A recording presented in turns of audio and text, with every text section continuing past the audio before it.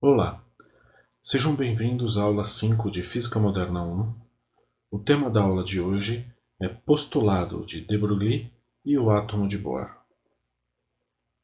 Na aula passada, nós encerramos uma série de 3 vídeos onde eu tentei delinear o status da física no final do século XIX e começo do século XX. Basicamente, o que eu tentei reproduzir foi o cenário de incerteza que pairava pela física naquela época, justamente devido ao surgimento de diversas confirmações, diversas descobertas experimentais que evidenciavam falhas da física clássica, incluindo a mecânica clássica, o que se conhecia a respeito da natureza das ondas eletromagnéticas e o próprio modelo atômico. Hoje, nós vamos ver o postulado de de Broglie e como isso se relaciona com uma nova definição de modelo atômico que foi feito por Bohr por meio de 5 postulados. Então, na aula de hoje, nós vamos ver qual foi o postulado de de Broglie, vamos ver ondas de matéria, eu discuti um pouco a dualidade onda-partícula num conceito mais geral do que foi discutido até agora. Em seguida, vamos ver o modelo de Bohr para o átomo de hidrogênio, quais foram os postulados que Bohr impôs para a criação desse modelo atômico. Vamos discutir um pouco de estados de energia do átomo e uma coisa que é importantíssima para a mecânica quântica, que é o princípio da correspondência. Então, basicamente, o que eu vou discutir na aula de hoje é o que se chama hoje de antiga mecânica quântica. Então, a mecânica quântica ela evolui muito no tempo, ela evolui muito desde o começo do século XX até hoje, e o que se determina como antiga mecânica clássica é esses primórdios onde vigora um certo modelo que a gente vai discutir nesse vídeo. Então, daquele ambiente de incertezas que eu mencionei, do final do século XIX, começo do século XX, o que a gente pode destacar são duas coisas que geram o maior desconforto com relação à teoria clássica. A primeira delas é a natureza da radiação eletromagnética. Né? Enquanto existe o experimento de dupla fenda de Young, que mostra que a luz é uma onda, né? Que a radiação eletromagnética é onda, pelo fato dela sofrer processos típicos de uma onda, como interferência e difração. No final do século XIX surgem os efeitos fotoelétrico e o espalhamento Compton, que mostram que a luz ou a radiação eletromagnética tem um caráter corpuscular, né? Ele pode ser encarado como uma partícula. Então essa é uma das questões fundamentais que geram um desafio para a física clássica, que é a física do final do século XIX, e que desafia qualquer conceito fundamental. Né? Porque para os físicos do século XIX, o conceito de onda e de partícula eles são bem estabelecidos, são daqueles tipos de conceito que eles, de tão fundamentais, eles não se discutem. Né? Não se discute exatamente o que é uma partícula, no sentido de que a experiência do que é ser uma partícula é uma coisa fundamental. Né? Então, precisa haver uma revisão a respeito desse conceito fundamental entre o que é onda e o que é partícula, e ele inicia com essas evidências experimentais para a radiação eletromagnética. Uma outra coisa que também é fonte de uma série de problemas para a física clássica é o modelo atômico de Rutherford. Né? Então surgem uma série de dúvidas a respeito da disposição dos elétrons no átomo, né? Por que o elétron não colapsa no núcleo? É uma das perguntas. Por que o elétron absorve energias específicas? Por que o elétron só emite algumas energias específicas? Né? E essas duas questões, a gente pode estabelecer uma relação com o modelo de Planck para a radiação de corpo negro, né? A emissão e a absorção de radiação de uma forma discreta, né? Em pacotes. Então cria para a física clássica um desafio enorme que é explicar o ente fundamental da matéria. Então, para os físicos do século XIX e do início do século XX, nenhuma dessas questões podia ser explicada com conceitos de física clássica, nem a natureza da radiação eletromagnética e nem a estabilidade do átomo com o modelo de Rutherford. essas questões elas são tão fundamentais e tão mal explicadas pela física clássica que elas colocam o desenvolvimento científico em física na época num beco sem saída. Não é possível se extrair da física clássica uma explicação para a natureza da onda eletromagnética e nem do modelo atômico, mostrando a necessidade de um rompimento, né? Um rompimento importante com os conceitos desenvolvidos até então, um rompimento importante com a tradição envolvida até então, e é necessário que alguém traga uma visão nova, um insight novo, alguma coisa inovadora que seja capaz de tirar a física desse ponto, né? E isso de fato ocorreu em 1924, quando Louis de Broglie formulou uma hipótese. A hipótese dele diz: toda matéria apresenta característica tanto ondulatória como corpuscular, comportando-se de um ou de outro modo, dependendo do experimento específico. Sendo que a grandeza corpuscular e a grandeza ondulatória, elas se relacionam através da expressão momento igual a constante de Planck dividido pelo comprimento de onda. Esse postulado ele é inovador, ele é ousado, ele relaciona a matéria com uma questão dual, né? Então ele está atribuindo às partículas em geral um caráter ondulatório que não é previsto. O que a gente discutiu até então foi um caráter dual da radiação eletromagnética. E o que o de Broglie postula é que existe a mesma dualidade também para as partículas, né? Para, por exemplo, os elétrons.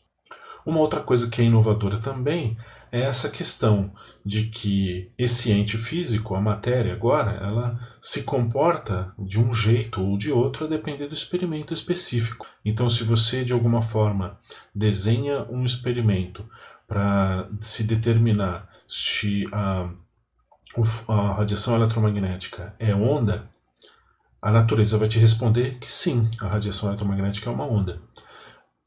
No entanto, se você desenhar um outro experimento para determinar se a radiação eletromagnética é uma partícula, a natureza vai te dizer sim, é uma partícula, né?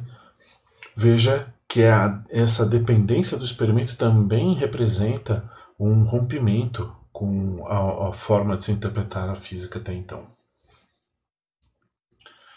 E o que o de Broglie tentou aqui foi apostar na existência de uma simetria universal, né? Então, se a luz é uma radiação eletromagnética e apresenta um caráter dual, então a matéria também tem que apresentar um caráter dual.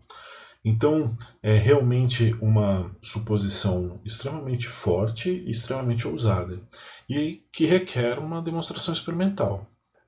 Mas por que a gente não observa o comprimento ondulatório na matéria ordinária, aquela matéria que a gente encontra no dia a dia? Para mostrar o porquê, eu vou usar essa reportagem, uma reportagem um pouquinho velhinha até, da Olimpíada de Pequim, 2008, que diz que a velocidade de uma bolinha de tênis de mesa pode chegar a 230 km por hora, né? Essa aqui é uma foto do mesa tenista brasileiro Ugoyama, né? Então essa reportagem girava em torno do desempenho dele no treinamento para a Olimpíada. Mas o que me importa aqui é essa informação da velocidade máxima que a bolinha de tênis de mesa pode chegar, né? Então, admitindo que a bolinha pesa da ordem de 2 gramas e que ela viaja a 64 metros por segundo, qual seria o comprimento de onda da onda de matéria associada à bolinha de ping-pong nessas condições, dado o postulado de de Broglie, né? Então, o comprimento de onda seria igual à constante de Planck dividido pelo momento. O momento a gente pode adotar como sendo mv, já que a velocidade ela não é uma velocidade relativística. Então, substituindo os valores numéricos, né, constante de Planck 6,63 vezes 10 a menos 34, a massa 2 vezes 10 a menos 3 kg e a velocidade 64 metros por segundo, né? A gente pode cancelar as unidades de quilograma e as unidades de metro por segundo e sobra que o comprimento de onda associado a essa bolinha de tênis de mesa é 5,2 vezes 10 a menos 33 metros. Então, para que a gente veja o caráter ondulatória da bolinha de tênis de mesa. Seria necessário que ela difratasse em um obstáculo, como por exemplo uma fenda. Então, uma condição necessária para que ocorra uma difração seria que a bolinha encontrasse um obstáculo com o tamanho da ordem do comprimento de onda. Então, seria como se a gente imaginasse essa bolinha de tênis de mesa, que tem da ordem de 3 centímetros de diâmetro, tendo que passar por uma fenda de 10 a menos 33 metros. Né? Então existe uma inconsistência lógica aqui. Né? A gente não observa o caráter ondulatório, porque o caráter ondulatório da matéria ordinária, nas velocidades ordinárias, ele seria muito pequeno. Né? Muito menor do que qualquer fenda típica ou qualquer obstáculo típico que a gente pudesse produzir. Então, de onde viria uma confirmação experimental disso? Né? Para se confirmar, justamente, temos que analisar os efeitos de difração. Né?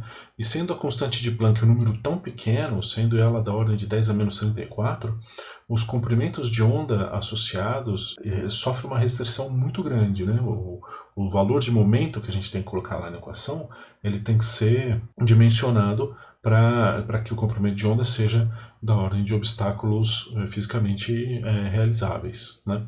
E o próprio de Broglie dá uma dica no trabalho dele. Né? O que ele diz é que elétrons lentos teriam comprimentos de onda que seriam da ordem da distância interatômica. As distâncias interatômicas elas eram mais ou menos conhecidas, pelo menos para alguns materiais naquela época, justamente pelos estudos de difração de raio-x. Né? E é daí que vem a confirmação experimental do postulado de Broglie. Justamente quando Davison e Germer, analisando padrão de produção de elétrons secundários, quando elétrons colidem na superfície de metais, é que eles descobriram um efeito anômalo que depois foi interpretado como difração dos elétrons numa rede cristalina. Então, basicamente, o que eles tinham era um cristal de metal, um cristal de níquel, e eles tinham um canhão de elétrons. Esse canhão gerava elétrons que incidiam na superfície dessa rede cristalina, e o que eles estavam interessados em medir era a distribuição da produção de elétrons secundários em função desse ângulo φ. Né? Então, eles tinham um detetor e, variando o ângulo φ, eles estavam medindo a quantidade de elétrons que eram produzidas naquela direção. Então, para uma determinada energia, o que eles observaram é que existia um crescimento anômalo por um ângulo de 50 graus. Né? Então, aqui tem a intensidade de espalhamento eletrônico nessa rede cristalina e se observa um pico na região de 50 graus. O que a gente pode interpretar é que os elétrons aqui eles estão encontrando todos os átomos dispostos em uma rede cristalina. Isso significa que eles estão todos organizadinhos, como seriam esses pontinhos aqui nessa figura. E a distância interatômica funcionaria como uma grade de difração. Então os elétrons eles seriam difratados nessa rede toda organizada. Estou medindo a quantidade de elétrons espalhados num determinado ângulo de abertura, a gente estaria, na verdade, olhando um padrão de difração. Para o cristal de níquel, através de medidas de difração de raio-x, é possível se determinar que a distância interatômica é de 0,215 nanômetros. Né? Isso aqui já era razoavelmente bem conhecido naquela época. E, usando a regra de Bragg, o comprimento de onda para alguma onda difratada numa distância interatômica desse tamanho na direção de 50 graus, teria que ter um comprimento de onda de 0,165 nanômetros.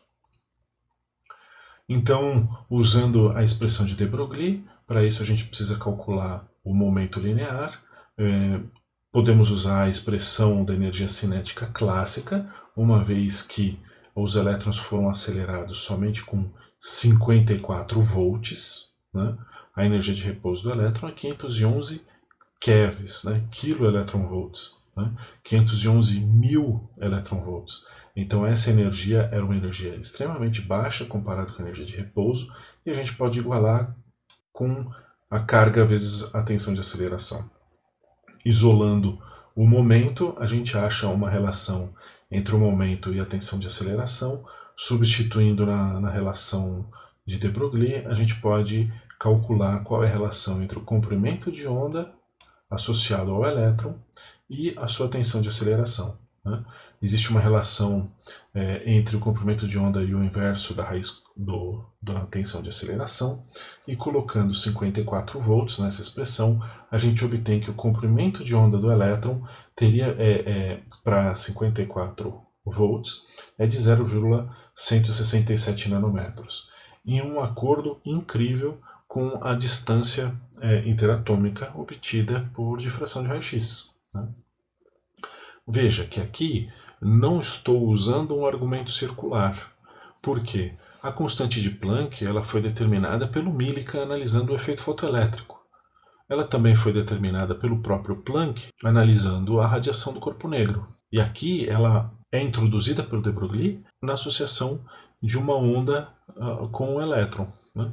Então essa semelhança entre esses comprimentos de onda já dão uma indicação de que o que foi observado por Davidson e Gerner é de fato um efeito de difração de elétrons na rede cristalina do níquel. Mas, como eu disse, o Davidson e Gerner eles estavam olhando experimento de elétrons secundários, quando eles viram os seus dados circulando na comunidade científica como uma confirmação do postulado de de Broglie. Então eles voltaram para o laboratório para realizar mais experimentos para confirmar esse efeito de difração. Né? Então basicamente eles usaram ali a expressão de Bragg, isolaram o 1 sobre o comprimento de onda da lei de Bragg.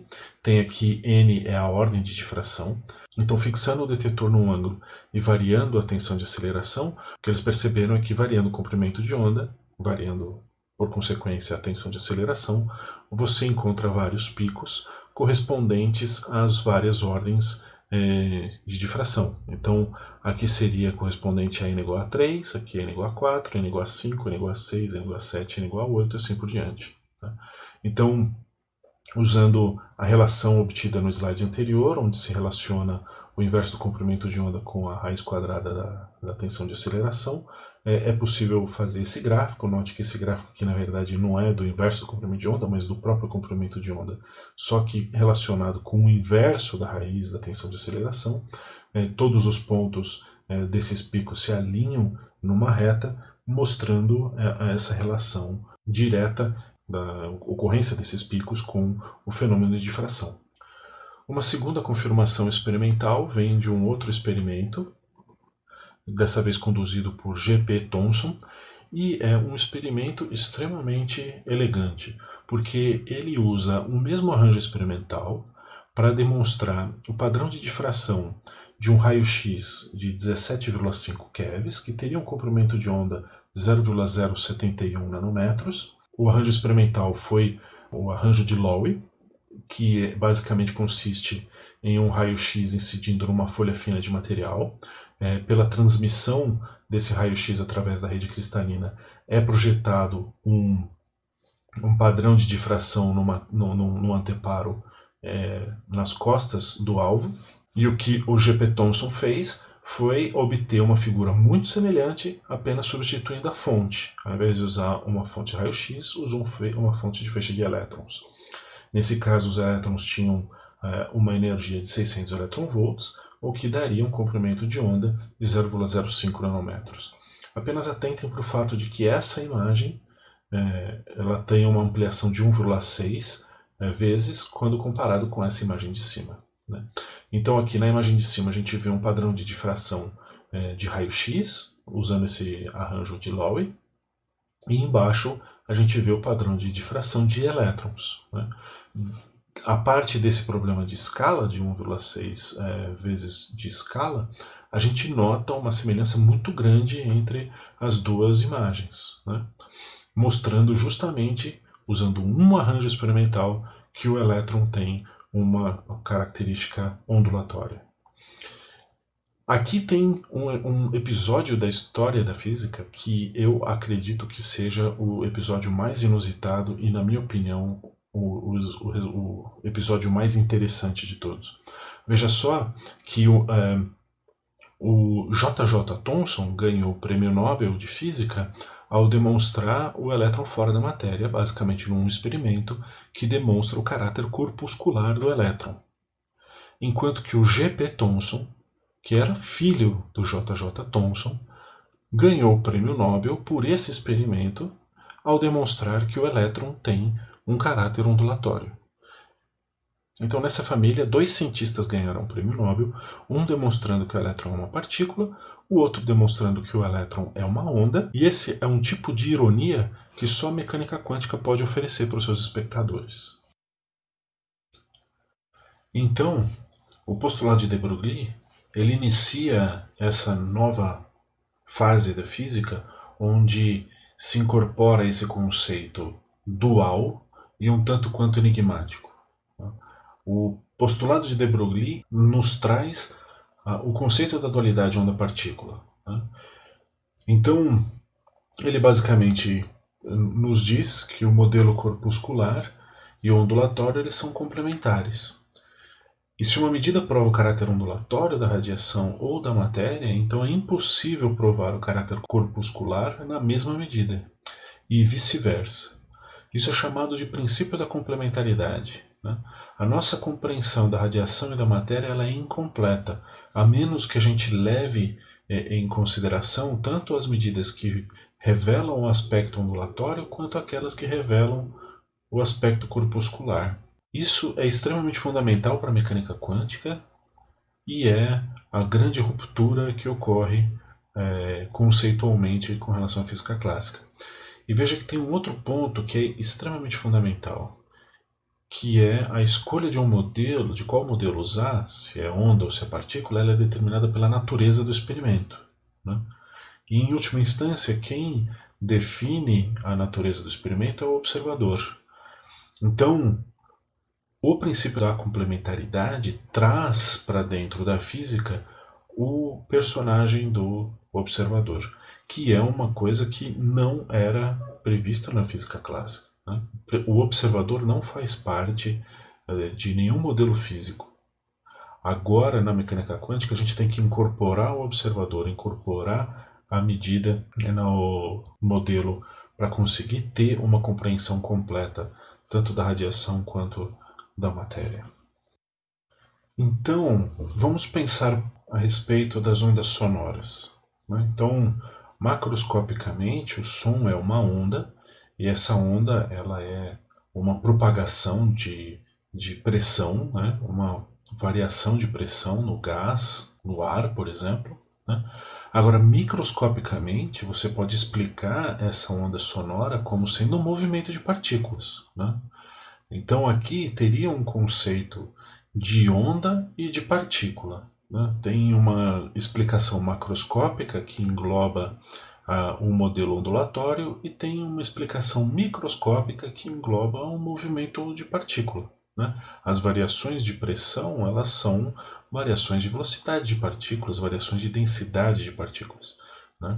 Então, talvez alguém possa confundir essa questão da dualidade onda-partícula proposta por de Broglie, achando que talvez seja uma questão de escala, mas na verdade não é. A dualidade onda-partícula que o de Broglie propõe coloca o caráter ondulatório e corpuscular com o mesmo nível de importância e eles se complementam ao mesmo tempo e no mesmo nível de escala. Então, o caráter dual é que é fundamental, não tendo predileção nem pelo caráter ondulatório e nem pelo corpuscular individualmente. O postulado de de Broglie, ele aborda o primeiro problema que a gente comentou no começo da aula. E vem o segundo agora, que é a estabilidade do átomo. Persistem aquelas perguntas, por que o elétron não colapsa no núcleo, por que os elétrons só absorvem energias específicas, porque os elétrons só emitem energias específicas. E no final do século XIX, começo do século XX, os físicos não conseguiam extrair da física clássica nenhuma resposta que pudesse produzir um modelo atômico que condizesse com os dados experimentais. Veja que os principais dados experimentais são o da emissão e absorção atômica, ou seja, a fórmula empírica de Rydberg, o espectro de emissão e de absorção do átomo de hidrogênio sendo o mais significativo porque é o do átomo mais simples, e também os espectros de emissão, basicamente, principalmente a lei de Moseley, que relaciona a frequência com o número atômico do átomo, né? Então, o Bohr propõe um modelo que engloba o postulado de de Broglie para poder propor uma solução para esse problema da estabilidade do átomo. E o modelo de Bohr ele é baseado em 4 postulados. Postulado número 1 diz: um elétron em um átomo se move uma órbita circular em torno do núcleo sob influência da atração coulombiana entre o elétron e o núcleo, obedecendo às leis da mecânica clássica. Postulado número 2 diz o seguinte: em vez da infinidade de órbitas que seriam possíveis segundo a mecânica clássica, o elétron só pode se mover em uma órbita na qual seu momento angular orbital L é o múltiplo inteiro de h cortado.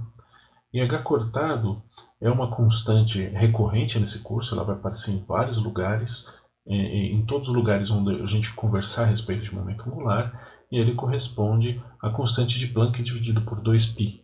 O postulado número 3 diz que apesar de estar constantemente acelerado, um elétron que se move nessas órbitas com os momentos angulares múltiplos inteiros de h cortado não emite radiação eletromagnética.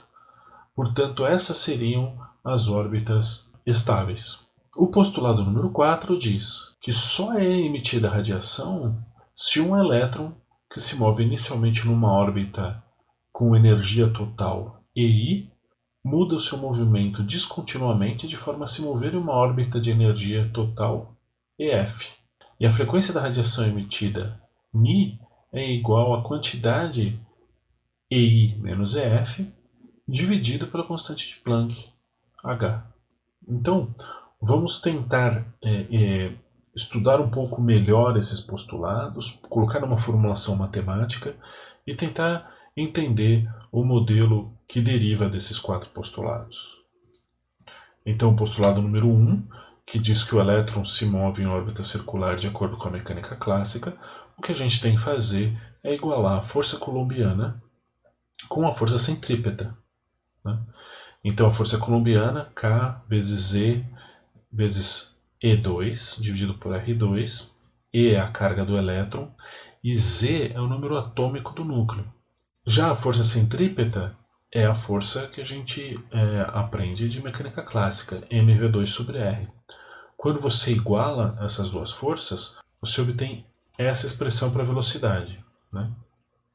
Ela depende essencialmente de algumas constantes, né? A constante de Coulomb, o número atômico do núcleo, a carga do elétron, a massa do elétron e o raio da órbita, né? Então, a gente consegue calcular a velocidade. Note que aqui, em princípio, o raio pode ser qualquer um, e para cada raio está atrelado a uma velocidade. A gente pode pegar a equação da energia total. A energia mecânica total vai ser igual à energia cinética mais a energia potencial.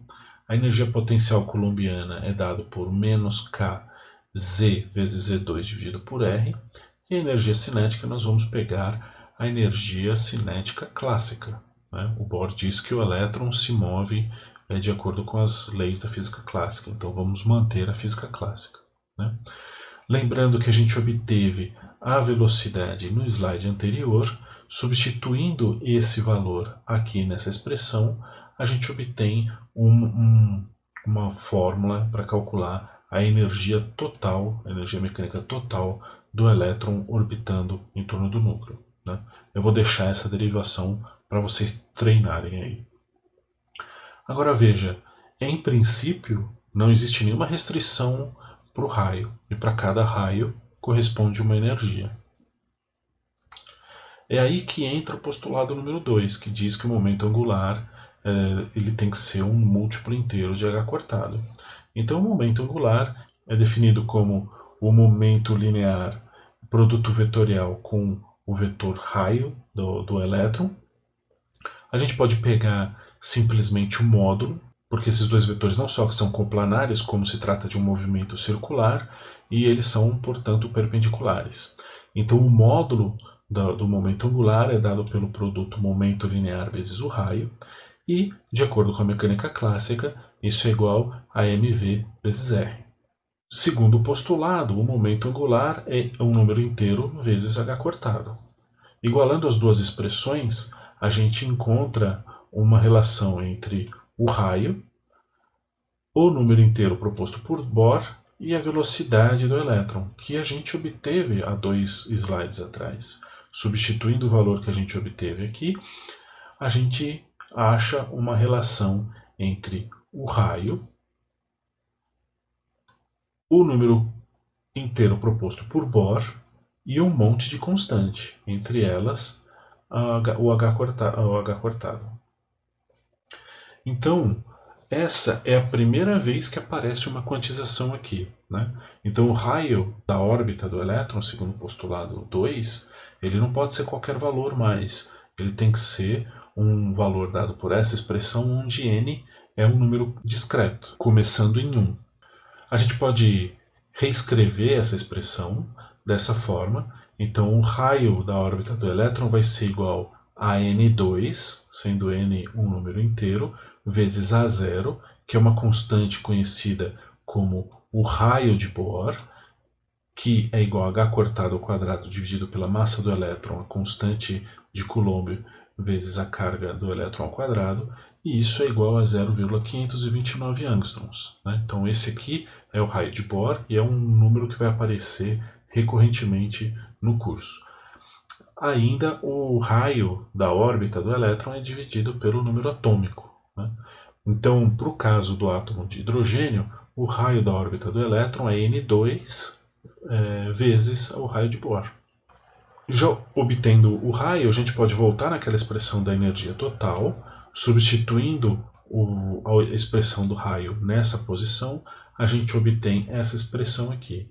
Com alguma reorganização das variáveis, a gente tem que a energia total é igual a menos um monte de constante aqui dividido por N2.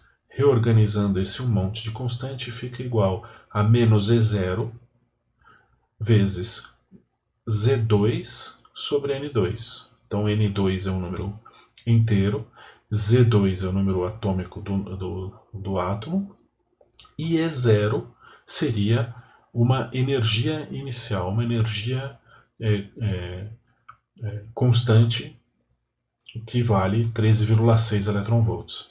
Essa energia ela é importante porque ela seria a energia do primeiro estado do átomo de hidrogênio. Né? Então, olha aqui nessa expressão, fazendo o Z igual a 1, que seria o átomo de hidrogênio, a energia mecânica do elétron, a energia mecânica total do elétron, seria menos E0 sobre N2. Pegando o primeiro estado, que é o estado fundamental, resultaria que a energia do elétron no estado fundamental do átomo de hidrogênio é menos 13,6 eletronvolts. Então é por isso que esse número é importante, a gente precisa memorizá-lo de agora em diante. O postulado 3 diz que apesar de estar constantemente acelerado, o elétron não vai emitir radiação. Isso é uma imposição, o postulado terceiro de Bohr é uma imposição que é totalmente contrária à física clássica, já que a física clássica prevê que se um elétron executa uma órbita circular com frequência f, ele vai emitir uma onda eletromagnética também de frequência f. Né? Mas, segundo o postulado, o terceiro de Bohr, estando o elétron numa órbita de momento angular múltiplo inteiro de h cortado, ele não emite radiação. Então, o postulado 4 ele delimita quais são as condições que o elétron emite radiação. Né? Então, ele diz que se um elétron está numa órbita com energia total EI e ele passa para uma órbita com energia total EF, no processo ele emite um fóton com energia EI menos EF. Então veja que como o elétron está aprisionado no potencial do átomo, a energia total ela é negativa.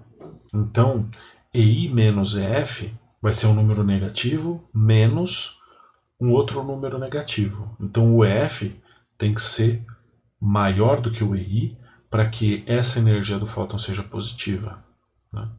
Então, a gente pode pegar a expressão que a gente obteve até agora para a energia do elétron na órbita N, né? Então temos na órbita Ni menos a energia para a órbita NF, e encontramos então essa expressão para a diferença de energia entre as duas órbitas, né?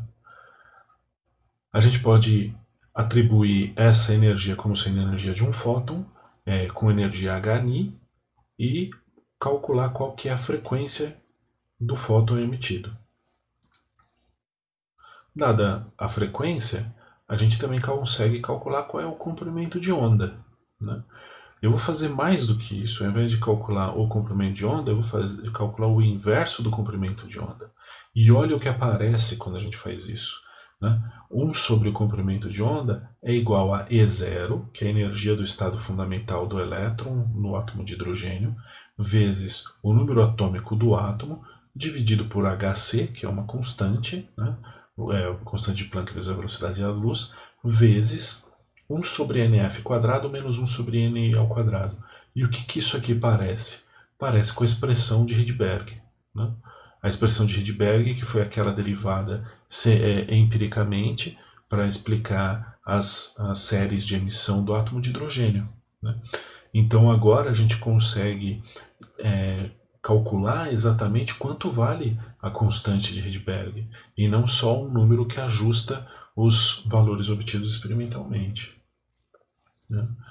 Isso é um grande trunfo do modelo de Bohr, que é, através dos seus postulados, impor a quantização do momento angular e obter uma expressão que é muito similar, se não a mesma, que a fórmula de Rydberg, né? A diferença é que o Rydberg obteve essa fórmula para o átomo de hidrogênio e de uma forma empírica. Sendo que agora a gente consegue entender o que significam os números N1 e N2, né? Eles significam em qual órbita o elétron estava no estado inicial e qual órbita ele está no estado final, né?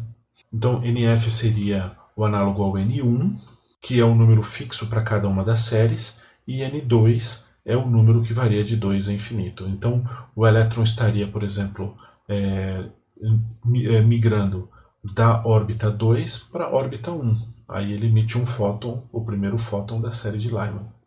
Ou então, se o elétron ele está na órbita 3, ele muda para a órbita 2, ele emite o primeiro fóton da série de Balmer, e assim por diante.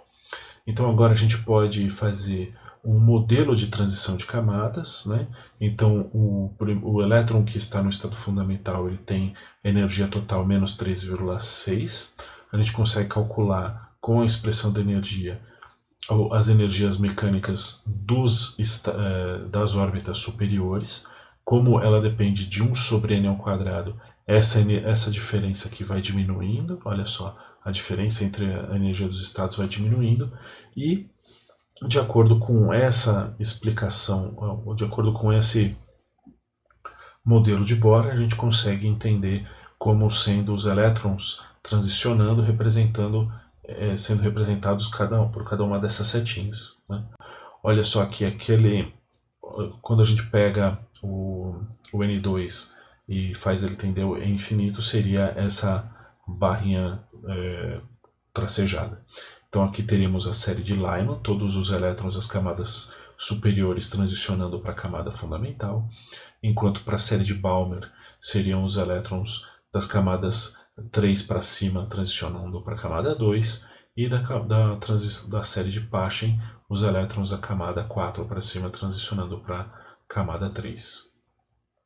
Além disso, a gente também calculou qual era a frequência do fóton emitido. A frequência do fóton emitido apareceu como uma dependência de Z2, e quando a gente compara essa expressão obtida com as expressões obtidas por Mosley experimentalmente, a gente verifica que tem uma semelhança. Não é exatamente igual, mas tem uma semelhança, né? A questão aqui só é a gente identificar que quando o Mosley fala das transições K-alfa, ele está falando das transições com NF igual a 1 e NI igual a 2. E quando ele fala das transições L-alfa, ele está se referindo às transições NF igual a 2 e NI igual a 3. Né? Esses fatores que não aparecem na expressão obtida através do modelo de Bohr, eles são referentes à presença de outros elétrons no átomo. A derivação do modelo de Bohr leva em conta apenas a presença de um elétron. Esse átomo hipotético, que seria um átomo com um número atômico Z, mas somente um elétron na sua órbita, a gente costuma chamar de átomos hidrogenoides. Eles têm a sua eletrosfera representada por um átomo de hidrogênio, mas ele não é de fato um átomo de hidrogênio. Né? Então, esses fatores seriam correções impostas pela presença de outros elétrons. A gente vai falar sobre isso em Moderna 2, quando a gente vê os átomos multieletrônicos.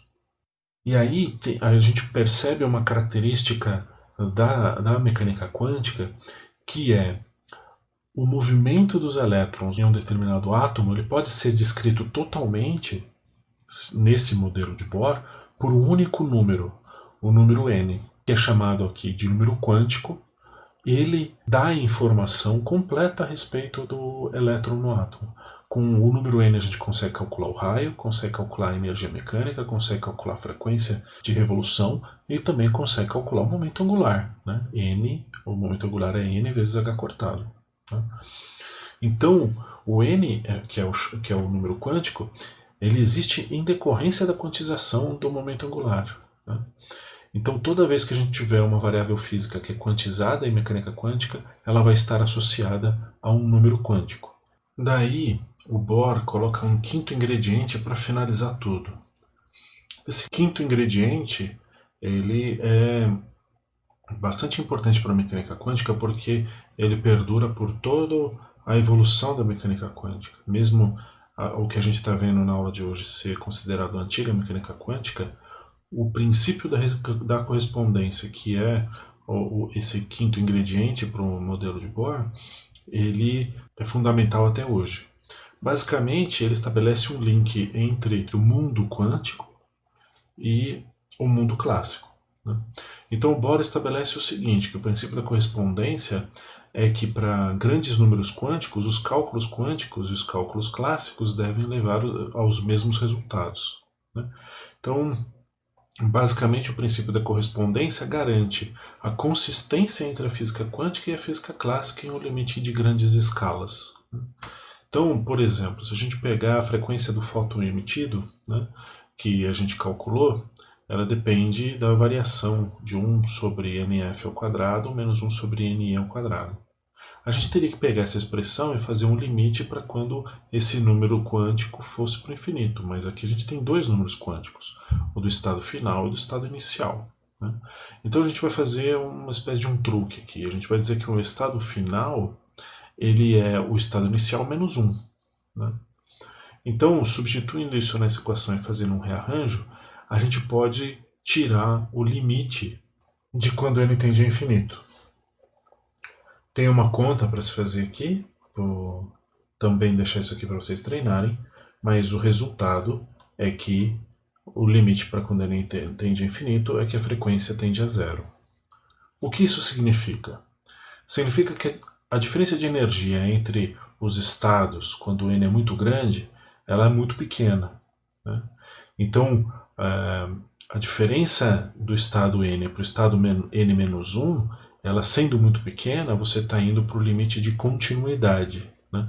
Enquanto que para n pequeno as diferenças entre os estados é grande, você tem uma grande discretização. Para n muito grande, os estados são quase contínuos. Né? Então, Aqui, o princípio da correspondência mostra que para quando o número quântico do modelo de Bohr vai para infinito, você vai para uma região de energia contínua e não para uma região de energia discreta, como acontece para para o número quântico baixo. Agora, o que falta é tentar obter uma verificação experimental dessa quantização do modelo de camadas que deriva do modelo de Bohr, né? Ela vem de um experimento realizado por dois físicos, o Frank e o Hertz, e é um experimento muito bonito. Ele consiste basicamente de uma câmara de vidro, aqui, um filamento aquecido que emite elétrons, e tem aqui um eletrodo que é aterrado. Tem uma fonte de alimentação que provê uma diferença de potencial em relação a esse primeiro eletrodo em função da posição que você pega aqui nesse resistor e aplica essa diferença de potencial numa malha, né? Além disso, em cima dessa diferença de potencial da malha em relação a esse primeiro eletrodo, você tem uma diferença potencial invertida com relação a essa primária aqui, que vai para um eletrodo coletor. Essa configuração de tensão faz o seguinte: os elétrons que são emitidos por esse filamento aquecido são acelerados desde desse eletrodo C até a malha G, e depois que eles passam pelos furinhos da malha G, eles são desacelerados até chegar no eletrodo P, né? Acontece que dentro dessa câmara tem um vapor, e no caso do experimento de Frank Hertz era um vapor de mercúrio.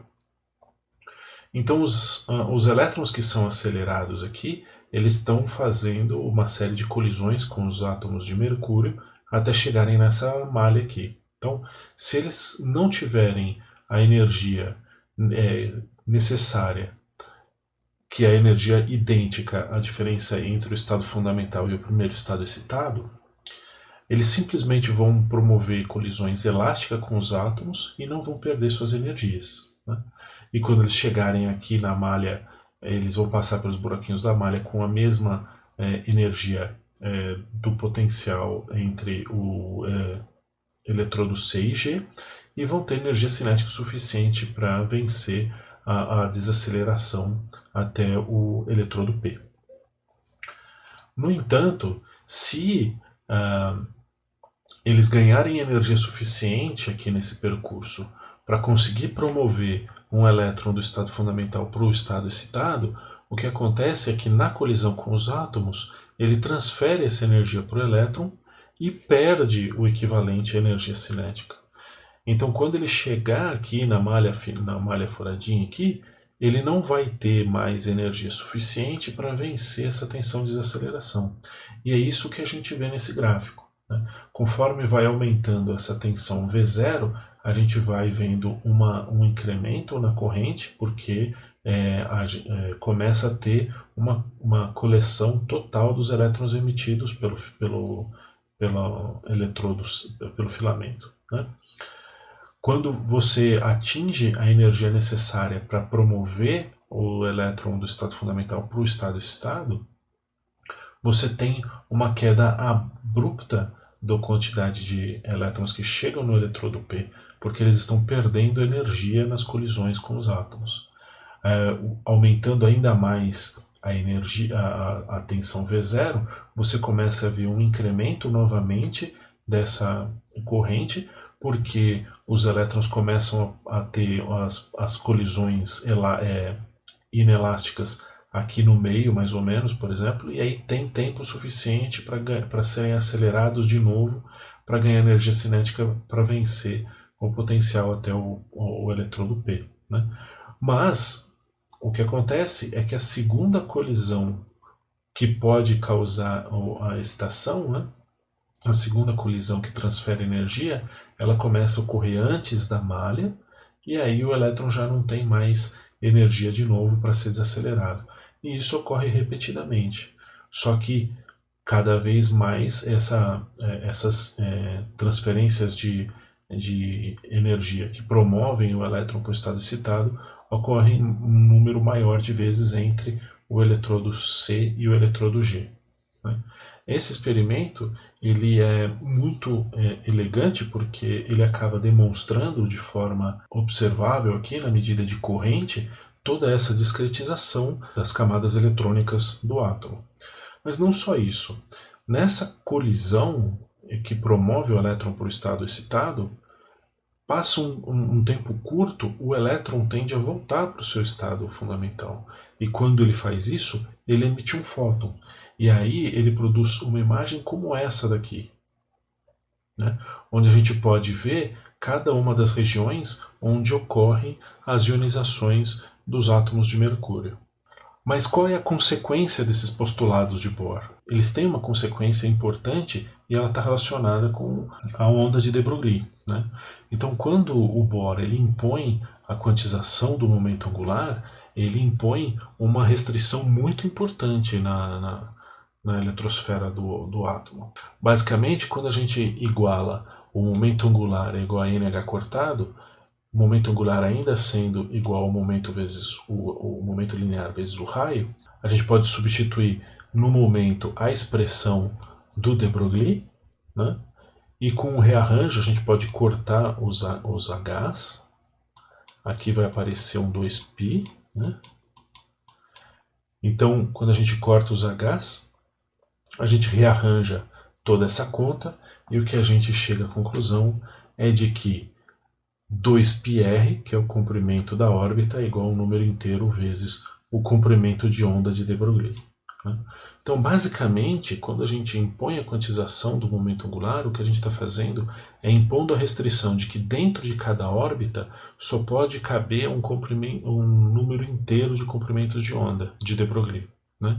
É como se cada órbita fosse somente pudesse ser estável se dentro dela coubesse um elétron com a sua onda em um regime estacionário. Né? Como se fosse uma corda de violão, só que num círculo. Né? Dessa forma.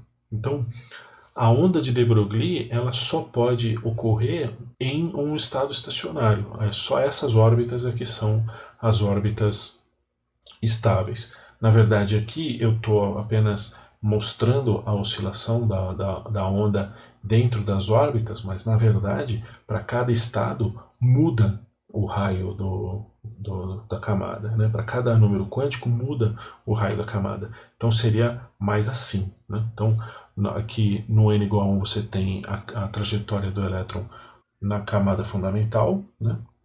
n igual a 2 na segunda camada, n igual a 3 na terceira camada, n igual a 4 na quarta camada, com o raio sempre crescendo e a energia total diminuindo.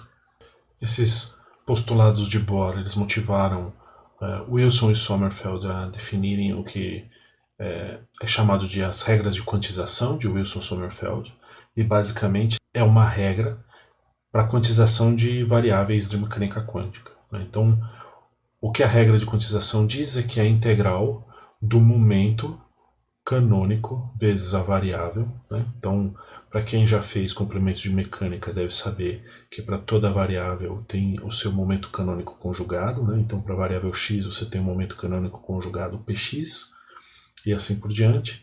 Aqui são coordenadas generalizadas, mas a integral em uma curva fechada nesse espaço de fase é igual a um número quântico vezes h. Né? Então, isso aqui é uma regra que deve ser imposta em variáveis que são quantizadas na mecânica quântica, e aqui tem um exemplo de como se aplicar a regra de quantização de Wilson-Sommerfeld. E essa regra aqui nesse exemplo é aplicada ao oscilador harmônico, kx² é a energia potencial, px² sobre 2m é a energia cinética. Né? Então, quando a gente estabelece essa relação entre px e x, né, você tem essa equação de elipse, né, e quando você aplica a regra de quantização de Wilson-Sommerfeld nessa elipse, você tem simplesmente que a integral do slide anterior é igual a π vezes a vezes b, que é a área da elipse, né, onde a e b são o x máximo, é o a, e o b é o px máximo. Né. A gente sabe derivar isso esses máximos da mecânica clássica e a gente consegue impor que esse resultado seja igual a n vezes h. Com alguma derivação, a gente chega que para o oscilador harmônico, a energia do estado seria nh vezes νi, né, onde νi é a frequência natural de oscilação do sistema. Né? E a diferença de energia entre os estados seria ΔN vezes H vezes νi. Né? Eu estou mostrando esse exemplo porque esse resultado é exatamente o resultado de Planck, né? De que a energia dos fótons emitidos pelos osciladores na parede da cavidade que simula o corpo negro, ela é Hν, onde esse ΔN é igual a 1. Né? Então, a diferença entre dois níveis de energia de um oscilador harmônico é Hν. Né? Então aqui mostra que essas regras de quantização teriam essa aplicação para explicar as emissões de Planck e elas derivam do postulado de Bohr sobre a quantização do momento angular. Né? Quando você impõe a regra de quantização para o momento angular, você obtém o resultado de Bohr. No entanto, essa mecânica quântica que está sendo formulada até aqui, ela é passível de algumas críticas. Né? A primeira delas é que tanto o modelo de Bohr quanto as regras de quantização de Wilson-Sommerfeld, elas só podem ser aplicadas para sistemas periódicos. E tem muitos sistemas que não são periódicos que são interessantes se estudar na mecânica quântica. O primeiro deles é o da partícula livre. Né? A partícula livre não é um sistema periódico, então não dá para aplicar essa mecânica quântica que está definida até agora. Né? Embora a teoria diga como se calcular a energia dos estados e a frequência dos fótons, ela não permite calcular nenhuma probabilidade de ocorrência dessas transições e da emissão de fótons. Né? E quando ela é aplicada a átomos mais pesados, a teoria não é bem sucedida. Né? Eu não mostrei, mas o modelo de Bohr ele só consegue explicar bem a equação de Rydberg, que só dá conta das transições do átomo de hidrogênio. Então, dadas essas críticas, o que a gente vai ver nas próximas aulas é uma teoria mais geral desenvolvida por Erwin Schrödinger e que é a mecânica quântica moderna que a gente trabalha hoje. Então, até o próximo vídeo.